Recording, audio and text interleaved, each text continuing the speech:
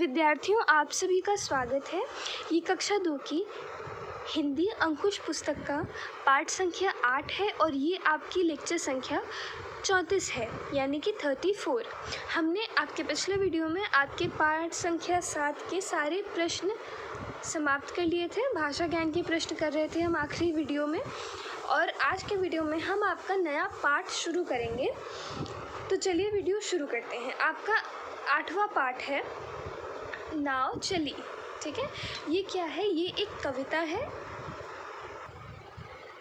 और ये है एक कविता जो है कि बारिश के दिनों में कैसे बच्चे कागज़ की नाव बनाकर पानी के ऊपर उसे बहाते हैं, उसके साथ खेलते हैं। तो चलिए कविता शुरू करते हैं। इठलाती बल खाती देखो जलधार चली। तो यहाँ पे कहा गया है इठलाती बल खाती देखो जलधार चली।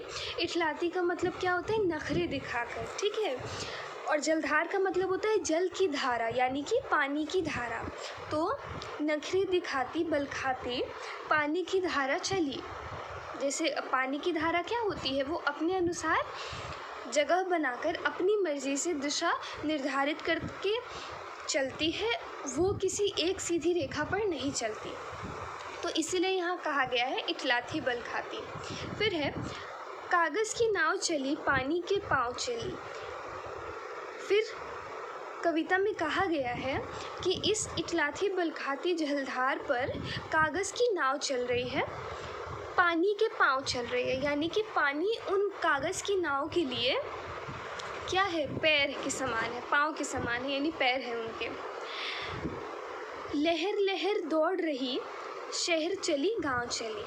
फिर ये जो पानी की धार है जो इन कागज़ की नाव को बहाकर अपने साथ ले जा रही है, वो अलग अलग जगहों पर जा रही है। ये पानी की धारा अलग अलग जगहों पर जा रही है, जैसे कभी शहर तो कभी गांव। छोड़ छोड़ नदिया को सागर के पार चली। फिर आगे कविता में कहा गया है कि नदिया को छोड़कर सागर के पार चली, यानी अब जो ये जलधार है यानी पानी की धारा है, वो शहर जाने के बाद, गांव जाने के बाद अब नदियों को छोड़कर और सागर के भी पार चली गई, यानी कि समुद्र के भी पार चली गई। फूल भरी नैया है बहती पुरवैया है। अब कहा गया है कि ये जो नाव है ये फूल भरी नाव है। ठीक है, नैया का मतलब होता है नाव।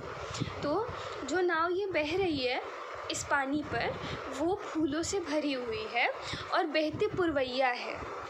अब पुरवैया का अर्थ होता है पूर्व दिशा से बहने वाली हवा को हम गांव की भाषा में पुरवैया बोलते हैं। तो यहाँ कहा गया है कि बहती पुरवैया है, यानी कि पूर्व दिशा से हवाएं आ रही हैं। बच्चे सब बोल रहे हैया है हैया है। अब सारे बच्चे आपस में इस चीज़ की खुशी मनाते हुए बोल रहे हैं, उनकी नाव को पानी पर चलता देख बोल रहे हैं हैया है हैया है। भैया तट छोड़ छोड़ नैया मझधार चली।